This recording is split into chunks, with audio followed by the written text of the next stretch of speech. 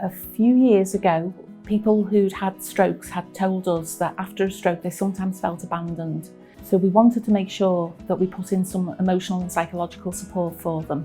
And we also wanted to make sure that people got exactly the same service whether they went to the Royal Liverpool or to Aintree Hospital. And we created the Liverpool Stroke Recovery Partnership. I woke up one Saturday morning after 8 hours sleep and just started to walk, but something was in the back of my neck and I thought, what is it?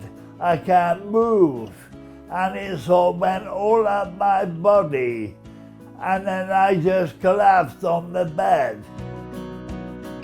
Rob had a stroke in October 2017. He was admitted to the Royal and Broad Green, and then from the Royal and Broad Green he then went to the Cheshire and Merseyside network for further rehabilitation.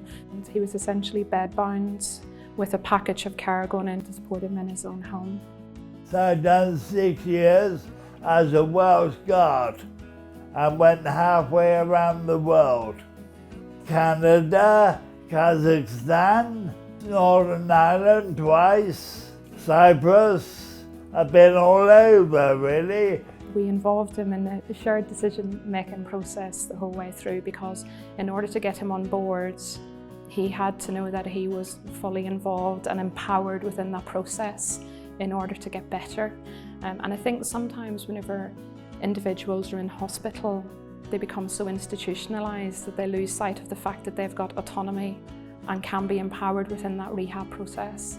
And so we gave that to him, and we used our patient-centred and patient-held care planner, and we gave that to him so that he knew exactly what he was working towards and that actually he was an integral part of that. It was weird at first because I was so long in the hospital, and when Stella and Dee turned up, they had me moving. She was a bit of a sergeant major, but she knew her job. She was very good. They were all good. You know, not tell somebody, oh, you gotta do it. They would do it with you. They take no punches, really. If they're gonna do something, you will do it. Because we spend a lot of time with our patients, you do build up such a rapport with them, and not only do you celebrate with your colleagues, but you celebrate with them as well, because the achievements that they make. And in terms of being able to establish those achievements, we do use validated outcome measures so that we can repeat them but regularly say to the patient, look, this is what you got before and this is where you are now.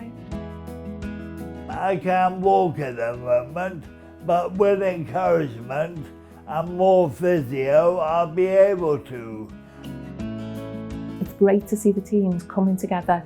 Nobody's focused on, this is my organisation and I've got to do what my organisation, because obviously we still have to work within the organisational boundaries, but what everybody focuses on in the partnership is the well-being of the patients, and that's fantastic.